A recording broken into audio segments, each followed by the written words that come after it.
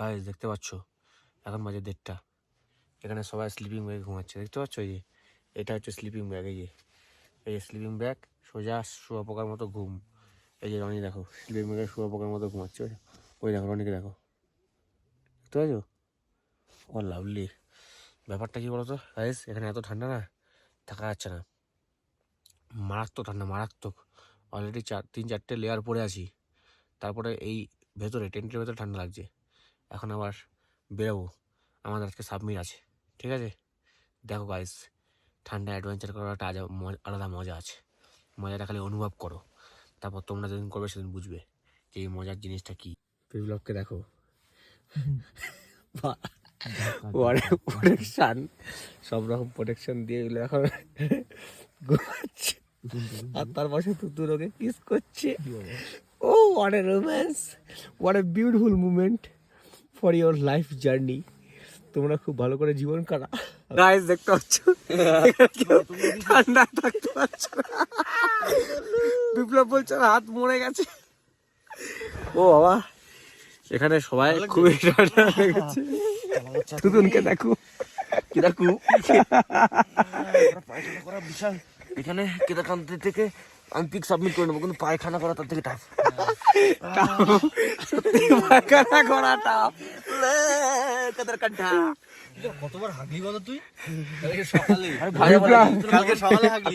Biplab is a পাদু man. গাছ দেখতে পাচ্ছ সবাই এখানে রেডি হয়ে গেছে, আমরা এখানে রেডি হয়ে গেছি। দেখছো কিছু হয়তো দেখতে পাচ্ছ না, কিন্তু কিছু করার নেই। এখানে বিশাল ঠান্ডা, মাথায় টর্চ। এখন আমরা যাচ্ছি ওপরে সাবমিটে, ঠিক আছে? কিচ্ছু দেখা যাচ্ছে না। এখানে এমনি আকাশে মেঘ করে রয়েছে 1 নম্বর, আর 2 নম্বর হচ্ছে ঠান্ডা বিশাল। মানে গ্লাভস খুলে আমি তোমাদের সাথে যে কথা বলছি, এটাই অনেক বড় ব্যাপার, ঠিক আছে? মানে বিশাল ঠান্ডা, বিশাল। হাত ফাত গ্লাভস থেকে বার করলে পুরো শূন্য হয়ে যাচ্ছে, ঠিক আছে? তো আমরা সবাই এখন বেরোচ্ছি সাবমিটের জন্য। চলো উপরে গিয়ে দেখা। এখানে সবাইকে দেখতে পাচ্ছ গাইস, আমরা পুরো বরফের মধ্যে, পুরো কালো অন্ধকার, মাথায় খালি একটা টর্চ। এই টর্চ নিয়ে গুটি গুটি পায়ে হাঁটতে হাঁটতে উপরের দিকে যাচ্ছিলাম। দেখতেই পাচ্ছ পুরো টিম আমরা একসাথে আছি, সবাই গুটি গুটি পায়ে উপরের দিকে যাচ্ছি। হ্যাঁ, তো 1 নম্বর হচ্ছে ঠান্ডা, 2 নম্বর হচ্ছে পুরো বরফের চাদর চারিদিকে, আর অন্ধকার। এই অন্ধকারের মধ্যে আমরা খুবই আস্তে আস্তে সাবধানে উপরের দিকে উঠছি। তাহলে ভিউটা দেখো গাইস, ওহ গাইস, দারুণ দারুণ। এখন হাফ সকাল হয়েছে, আমরা পৌঁছেছি মোটামুটি 3 কিলোমিটার উপরে উঠে গেছি, কিন্তু ভিউজ দেখো, ওহ মানে এই ভিউর উপর আর কোনো কথা হবে না। মানে মনে হয় জান্নাতে চলে এসেছে, মানে আমরা আকাশে রয়েছি আর সব কিছু যেন নিচে, এরকম মনে হচ্ছে। সত্যি বাস্তবে একটা দারুণ এক্সপিরিয়েন্স আর দারুণ মজা লাগছে। মানে একটা দারুণ বলতে দারুণ জায়গা। হ্যাঁ তো গাইজ, তোমরা দেখতেই পাচ্ছ আমরা পুরো টিম ওয়াইজ ওপরে যাচ্ছিলাম। একটুখানি অন্ধকার থেকে একটু সূর্য উদয় হয়েছে, মানে একটু আলো হয়েছে। এই আলোর মধ্যে আমরা আস্তে আস্তে টিম ওয়াইজ পুরো সবাই একসাথে ওপরে যাচ্ছি। গাইজ এর থেকে বেশি তোমাদের কি বলতে পারবো আর, মানে এরকম বরফের মধ্যে আমরা যাচ্ছি প্রায়, মানে এখনো সূর্য ওঠেনি, সূর্য উঠবে, সানরাইজ এখনো হয়নি, ঠিক আছে? যাচ্ছি আমরা সানরাইজের কাছাকাছি।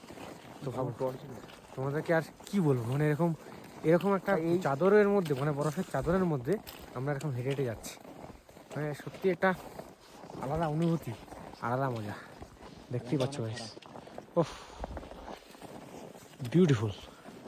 কি বলবো, এই প্রকৃতিকে দেখে আমি যতবারই দেখি, পাহাড়কে আমি যতবারই দেখি ততবারই ভালোবেসে ফেলি।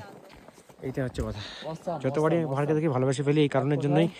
কারণ সত্যি পাহাড়কে ভোলার মতো না, শুধু ভালোবাসার জন্য পাহাড়। পুরো টিম আমাদের এখন ফুল দমে, কেউ বলছে সামিট ছাড়বে না, সবাই যে করে হোক মরে গেলেও সামিট